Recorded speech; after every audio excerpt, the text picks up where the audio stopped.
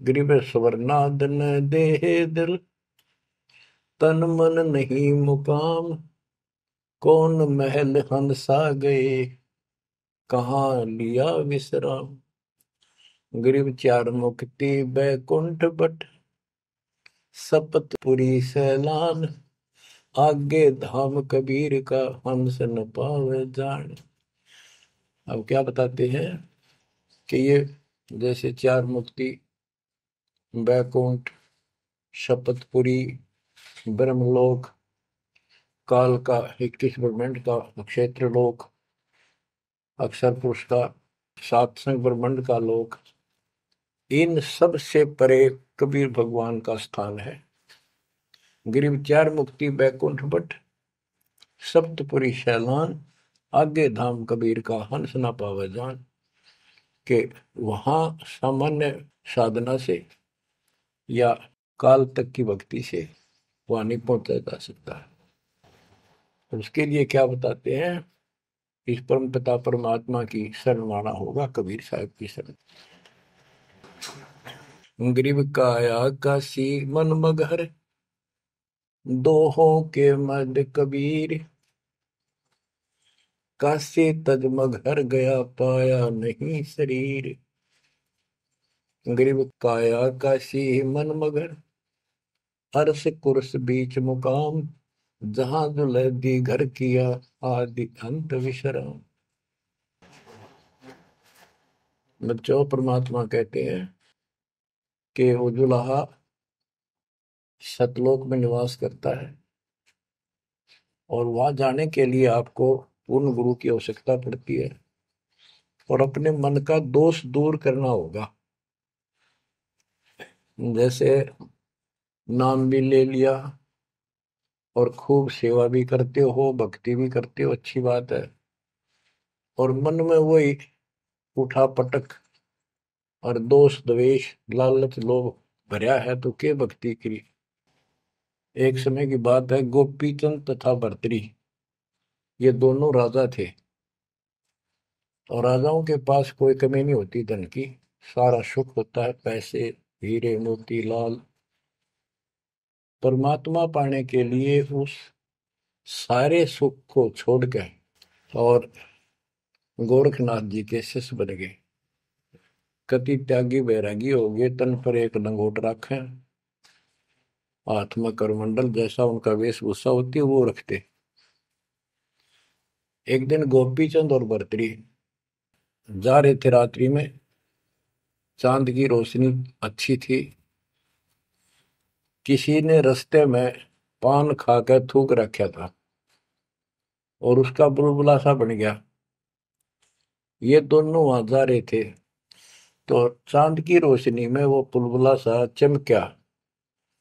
भर्तरी को लगा कि ये लाल पड़ा है, लाल हीरा।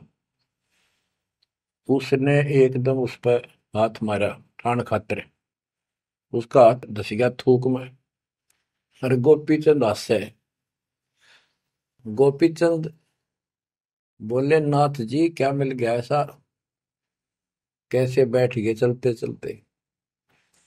हाथ ने बुला रहा तारा गजब भैयो, लक्ष्य थूक रखा था, मैंने सोचा लाल है। गोपीचंद बहुत हंसा, बोले जी लाल छूटे नहीं अभी तक। बोला भाई, ये मन बड़ा निकम्मा है, मैंने सोची अब ठा लिया डपड़ा पड़ा के काम होगा, कि तो भंडारे कराएंगे, खर्च कर देंगे। तो बोले ठीक है। तो गरीबदास जी कहते हैं, एक उदाहरण और देते हैं गरीबदास जी। गरीब बेरा साटे बेचिया, बैरागर सुल्तान। मालिन को जाना नहीं, बेबुद्धि खेचा तान। गरीब शेर बेर पलड़े चढ़े, एक पड़ा भो माही। मालिन और सुल्तान को हिलकारे ले जाही। 2.5 लाख की पावड़ी, एक पैसे का बेर। देख अदब सुल्तान को, कैसी डारी मेर।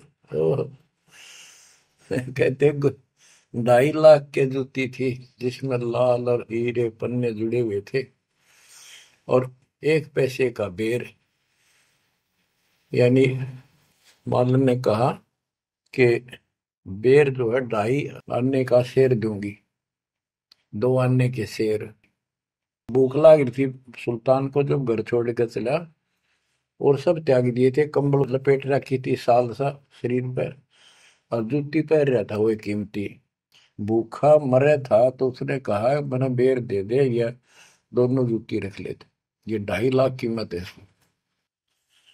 वो 2 आने के बेर, एक शेर तुलवा ली और जूती धर दी। तोलते समय एक बेर पालड़े से नीचे गिर गया तराजू से। सुल्तान ने ठाया फटदेश, और मालन ने उसके ऊपर हाथ रख लिया कि मेरा है।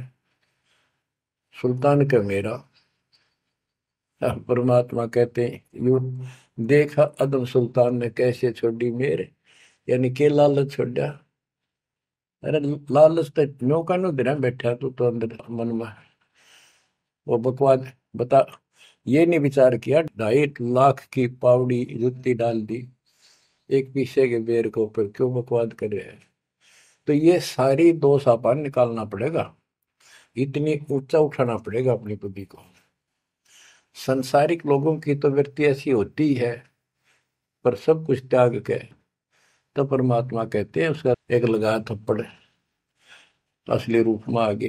बोला भले आदमी के राज त्याग गया तने, तो राज अंदर ही लिए कर रहा है। अपनी भूल का एहसास हुआ, महाराज बहुत नीच सही मन, देख कितनी बकवास भरी है, बहुत बड़ी गलती होगी, जाता दया करो। तो बच्चों इस प्रकार आपने भी थोड़ा सा ऊंचा उठना पड़ेगा। परमात्मा के लिए छोटी मोटी बातों पर अड़ंगा नहीं अड़ाना चाहिए। संसारी लोगों की रीति किसी हो, पर अपनी धर्म नीति को आगे रखे, उसके कारण आप ऊपर उठ जाओगे।